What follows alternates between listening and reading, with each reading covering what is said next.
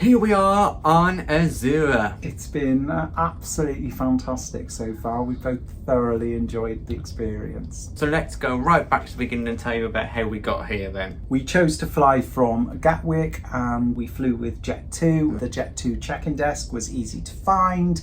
And surprisingly, there was no queue whatsoever when we got there. So essentially, we just literally dropped our bags off and then headed straight through security. Through security didn't take us long at all. Really good experience, and then straight to Wetherspoons. So from arriving at Gatwick to sitting in Wetherspoons, enjoying their unlimited coffee, and having a cooked breakfast. It took about an hour, which we think is pretty impressive. We had our breakfast, which was quite nice for standard Wetherspoons breakfast. But the prices have gone up quite a bit. Yes. It wasn't that expensive last time. We normally would go in the lounge maybe, but we didn't this time. We thought we'll just grab a quick breakfast and then head straight to the flight. Again, walk straight to the departure gate. As we reached the gate, they said boarding is starting, so we just walked straight onto the plane. It was fantastic. Really, really good service. Yeah. Got on the plane, took off on time, not a problem at all. This was the first time we really used our Apple AirTags to sort of monitor and track our luggage. We've heard some terrible horror stories about people missing or losing luggage during the flight. So we were quite keen to sort of test it out, and it worked really, really well. Just sat on the plane, just tracking our luggage, making sure that it actually arrived on the plane with us, which was fantastic. Definitely. And then once we got off the plane, we were waiting at the carousel for collect the luggage. We could see that it was on the way, all good to go for us. Yeah, really gave us a bit of peace of mind. Once we collected our luggage, we then headed straight out of the terminal in Tenerife and basically straight on the coach, no hanging about at all. There was plenty of P&O staff basically just ushering everybody towards these waiting buses. As soon as the buses filled up, gone. So I think we were waiting about 15 minutes and then we were on our way to the north. Unfortunately, you have to fly to the airport in the south and then get a bus transfer up to the north where the ship was waiting for us. It took us about 45 minutes to an hour to reach the terminal up here in Santa Cruz. We arrived at the terminal, like everything else so far, walked straight in, straight to a check-in desk. The lady then guided us straight onto the ship. There was no waiting around whatsoever, so fantastic. Very, very smooth embarkation. It's quite worthwhile to note that for luggage you have to collect your own luggage at the airport and then take it to the transfer bus. However, as soon as it's on the bus, it's then taken care of by P&O and you don't have to worry about boarding the ship with your hold luggage. We made the mistake of not printing enough luggage tags for our hand luggage, which we were absolutely gutted about because we didn't really think about it. We took 2 pieces of hand luggage onto the plane as well, and if we'd given them to P&O on the bus, they would have taken it on board for us and it would have been waiting for us at our room. Top tip, just print a luggage tag for all your pieces of luggage, because then once you get to the cruise terminal, you just don't have to worry about it. And that's not your backpacks that we had on. We mean like we had small suitcases as our hand luggage.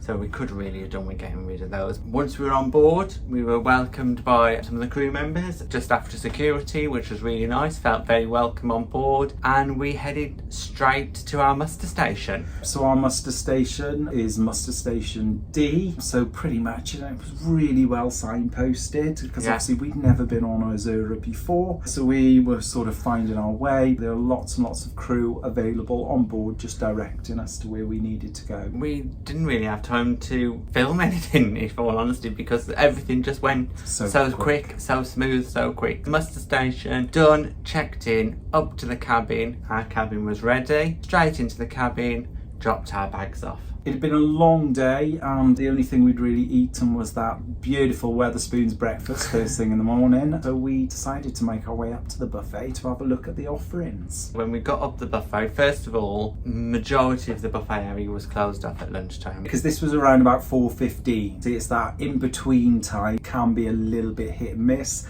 unfortunately today it was. In terms of the selection and the availability, yeah, there was a few little bits. Yeah. We had a slice of minute steak each, we had some chips, I tried a couple of roast potatoes and some of the sandwiches, and it was okay. It had obviously been left out for a little while because they were obviously expecting people to board and embark all day, so they wanted to make sure that there was food available, but it was edible. Yeah, it was fine. It was the in-between time, so we understand that it's not going to be a massive selection at that time of day, which is fine. So what we then decided to do is head out onto deck, see what else was on offer, and the first thing we saw was the pizzeria. So we grabbed a slice of pizza each and ate that while we sat out by the pool. It was a beautiful day in Tenerife, absolutely beautiful. We're in week 2 because some people have actually been on the ship for a week already, and they said the previous week they'd had awful weather, so they were definitely making the most of it today because it was very, very busy out on deck. Yeah, so hopefully it'll stay like that. Fingers crossed. Once we'd done that, we then did a little bit of an explore. As we previously said, neither of us have been on Azura. This is only our second ever P&O cruise, so we really wanted to, we were really excited. You know what it's like, that cruise excitement where you just want to go and explore and just find everything as soon as you get on board. So we did. So we had a little walk round along the top deck. We had a look at the Oasis pool. We went to the aft of the ship, which is pretty incredible because it's sort of tiered down. Yeah, this ship already looks really exciting, so we're going to have lots to show you. It's definitely a little bit dated, but we quite like that. Yeah, it feels like traditional classic cruising, Yeah. so I think we're going to like it. After our exploration of the ship, a quick tour then, we then headed back to the cabin where we filmed our cabin tour. And to be honest, we're really, really impressed with the cabin. They've given us an inside cabin midship. Again, it was a guaranteed cabin, we didn't choose it. It's light, it's airy, there's plenty of storage, there's loads of drawers, which is an absolute plus. It's definitely classic feeling, isn't it? There's plenty of wood. Definitely dated, but it's beautifully clean. We like the walk-in wardrobe element of the cabin, so if you want to see what that's like, check out our cabin tour. After we filmed our cabin tour, then we got changed, unpacked, and then headed out to dinner. And we joined the virtual queue and waited. It was quite busy because obviously it was embarkation day. We'd requested just a private table for 2. We had to wait about 45 minutes, and while doing so, we went down to the Blue Bar. Well, we found the Blue Bar, which is quite nice. There was a pianist playing, quite relaxed atmosphere. We grabbed a glass of wine while we waited. As soon as the wine came, we got a notification on our phone to say that our table was ready. We picked up our wine and made our way down to deck 5 to the Meridian restaurant. There was a little bit of a queue for people that hadn't made a reservation, but as we'd been called to our table, we literally just walked straight up to the maitre d' of the restaurant and they seated us straight away, and we had a lovely little table by the window. Really nice little private table in the corner, out of the way, fantastic. So once we were in the restaurant, our waiter came over and offered us some bread. I do love some bread at dinner, I just do. And they've got focaccia, which is absolutely amazing, not just normal white and brown You roll. like a bit of focaccia, I do like a bit of focaccia. Yeah. For dinner tonight, for starters, I ordered the chicken and mushroom soup. It was more of a chicken soup with a few slices of mushroom in, to be honest with you, but it was okay, it was quite nice. And I had the breaded camembert with cranberry, and it was absolutely beautiful. Really, really enjoyed it. It wasn't small, it wasn't massive, so it was just right, and I gotta admit, I really, really did enjoy it. It was very, very tasty. And then I went for the steak as my main, same as I did on day 1 on Avia, so if you haven't seen on our Avia videos, check those out as well. The steak was cooked medium rare for me, absolutely fantastic, loved it. And for my main, I decided to have the honey roast ham, and it came with mashed potatoes, parsley sauce and some vegetables. And now I'm not a lover of parsley sauce, but I really, really enjoyed it. I literally cleared my plate. It was absolutely delicious. And then for dessert, I had the lemon and poppy seed cheesecake. Now this was really unusual, but I really enjoyed it, so I definitely have that again. And for my dessert, I opted to have that old British classic, a cheese board. And yeah, it was okay. It wasn't the greatest cheese board. Yeah, it was tasty. There was enough cheese there. I think I had 3 crackers, well, and one of them being a digestive, but it did the job. And because I was so full, I think it just finished off my evening meal perfectly. It's worth saying with our meal we had a large glass of Rioja each. Because it's day one, we didn't board Azura until around about 4:15, so it just wasn't really worth us getting any sort of drinks package. We just had a nice big glass of Rioja from the Blue Bar. We did. Which is about £9.50. Yeah.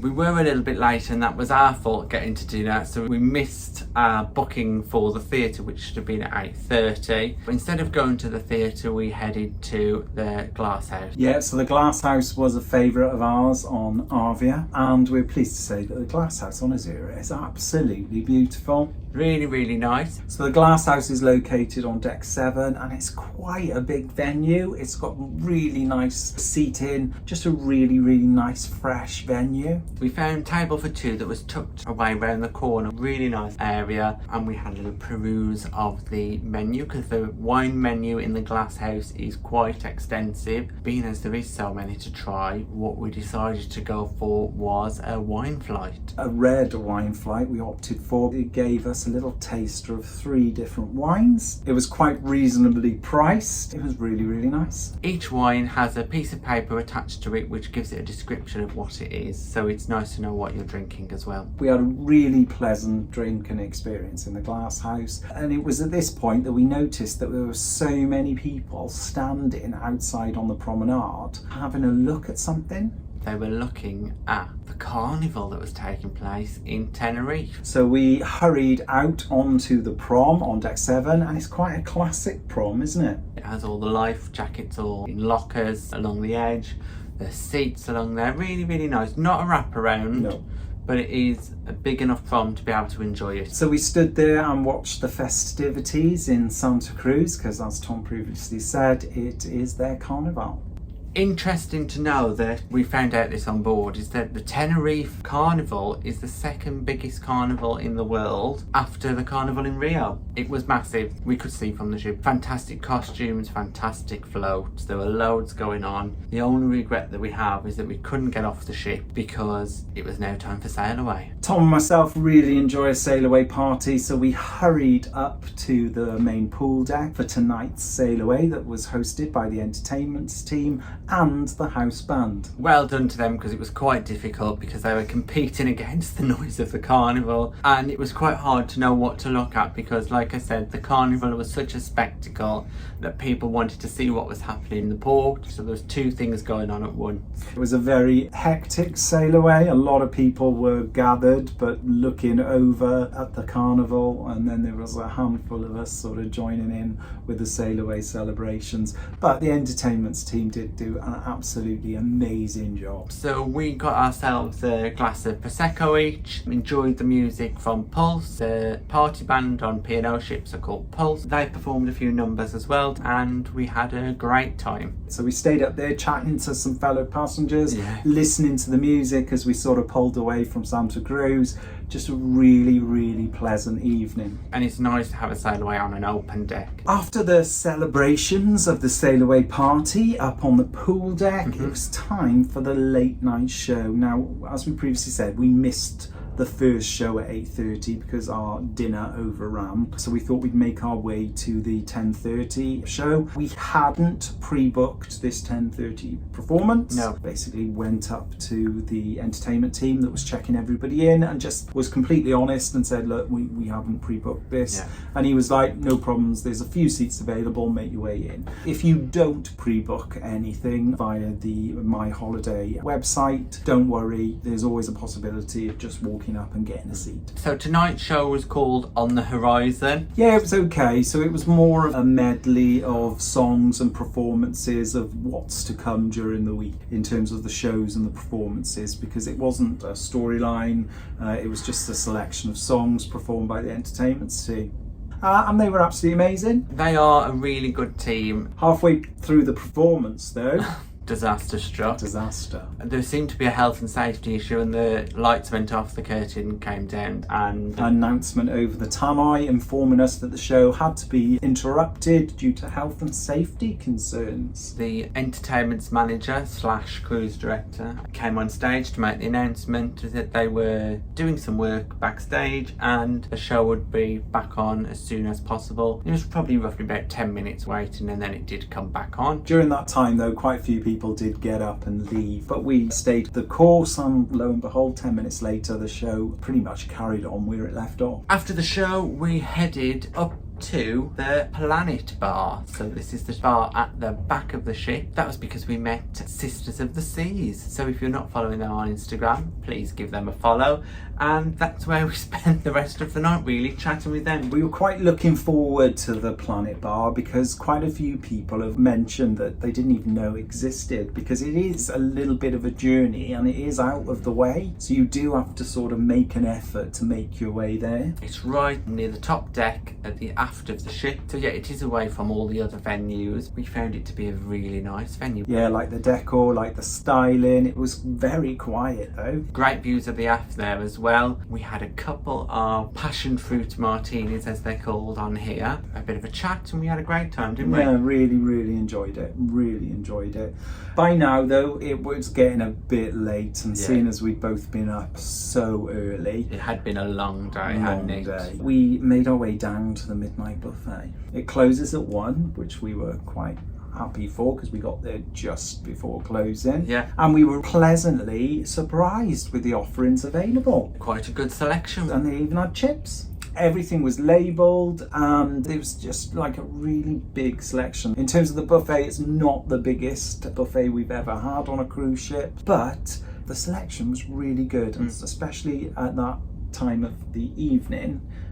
We both found something to eat. Really nice. I also had hot chocolate, because they do hot chocolate on P&O of an evening as well, which was great. And once that was done, we headed to bed, because by this time we were tired, weren't we? Done. So tired. Such a long day. So tomorrow is actually our first sea day on Azura. So we're quite looking forward to it. Obviously, passengers that have been on for a week before have said that the weather last week was absolutely horrendous, so with fingers crossed tomorrow is absolutely beautiful. Yes, and it's also celebration night as well, so we'll be having a formal evening. Thanks for watching. If you've got any comments or questions, just pop them in the box below and we'll get back to you. And please don't forget to like and subscribe. Thanks for watching. Bye. Thanks for watching. We've got lots more content available on our YouTube channel, so press that subscribe button. If you're interested in receiving daily updates, we're available on most social media platforms. Just search for Tom and Dom Travel.